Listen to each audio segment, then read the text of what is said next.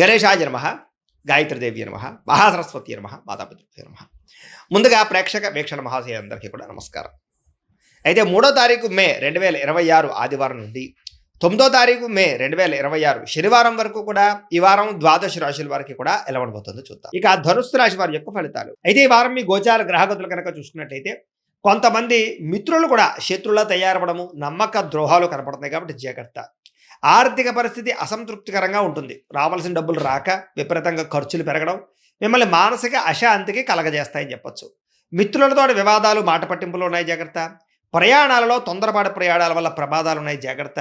నిర్మోహమాటంగా మాట్లాడడం వల్ల, దురుసుగా కోపంగా మాట్లాడడం వల్ల కావలసిన వాళ్ళని, ప్రేమించిన వాళ్ళని దూరం చేసుకునే అవకాశం ఉంది జాగ్రత్త. క్రయ విక్రయాల్లోనూ లేదా రిజిస్ట్రేషన్ వ్యవహారాల్లోనూ ఎక్కువ జాగ్రత్త తీసుకోవాలి.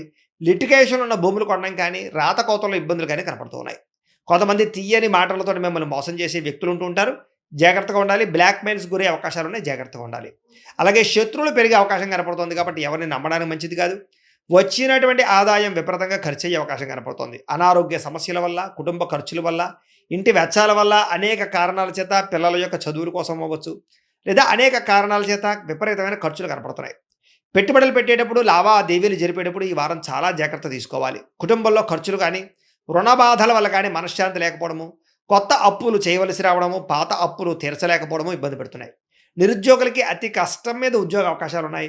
ప్రభుత్వ ఉద్యోగస్తులకి పని ఒత్తిడి అధికంగా కనపడుతోంది. ప్రైవేటు ఉద్యోగస్తులు కూడా సరైన ఎదుగుదల లేకపోవడం, ఉద్యోగపరంగా ఇబ్బందులు కనపడుతున్నాయి.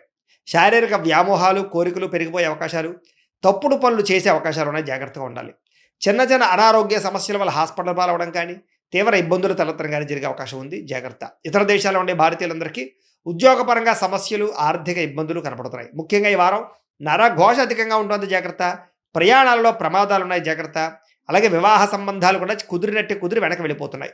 అనవసరమైన గొడవల వల్ల ప్రేమికుల మధ్య, కావలసిన వారి మధ్య దూరం జరిగే అవకాశం కనపడుతోంది.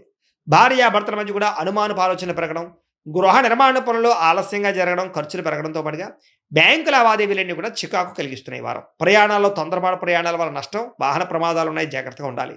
నూతన వ్యక్తులతో లావాదేవీ జరపడం మంచిది కాదు. ఎవరిని నమ్మకండి, నమ్మక ద్రోహాలు ఎక్కువగా జరుగుతాయి.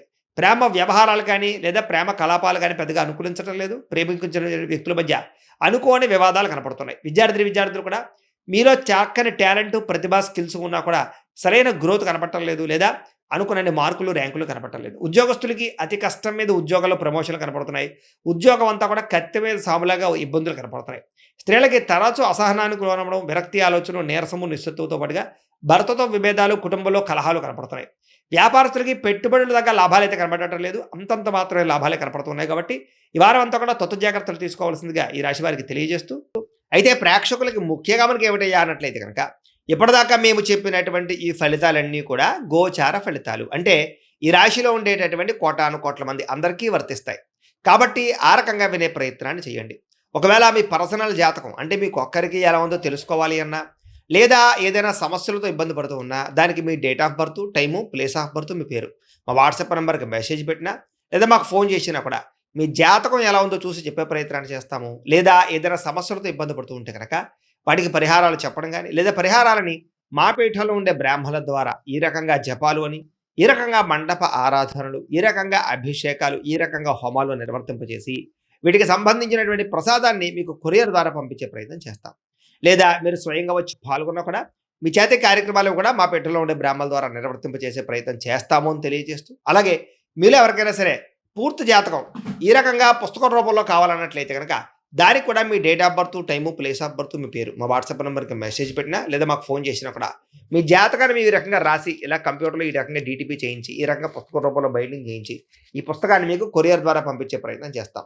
ఇందులో మీ పూర్తి జాతకం అంతా కూడా రాసి ఉంటుంది, చక్కగా చదువుకోవచ్చు. కాబట్టి మీరు ఎవరికైనా సరే పూర్తి జాతకం కావాలన్నా కూడా మమ్మల్ని సంప్రదించవచ్చు అని తెలియజేస్తూ, అలాగే ఇంట్లో డబ్బు నిలబడకపోవడము, ఆర్థిక ఇబ్బందులు, రుణబాధలు, వ్యాపారాలు సరిగ్గా సాగకపోవడము, ఇలాంటి సమస్యలతో ఇబ్బంది పడుతూ ఉంటే కనుక అలాంటి వాటికి ఇలాంటి ధనజన వశీకరణ యంత్రం అని ఉంటుంది.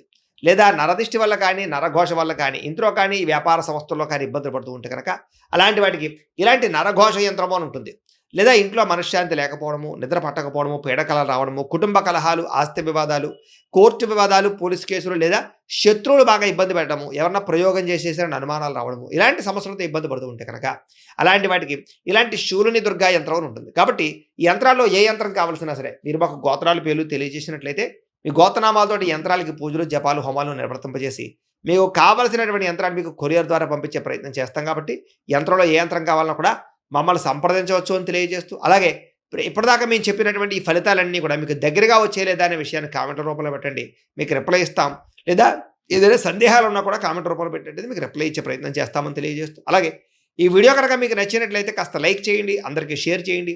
ఇంకా ఎవరైనా ఈ ఛానల్ కనుక సబ్స్క్రైబ్ చేసుకోవడం ఉన్నట్లయితే కనుక కాస్త సబ్స్క్రైబ్ చేసుకోవాల్సిందిగా మనస్ఫూర్తిగా ఆశిస్తూ, గోబ్రాహ్మణేభ్యః శుభమస్తు నిత్యం, లోకాः సమస్తాः సుఖినో భవంతు.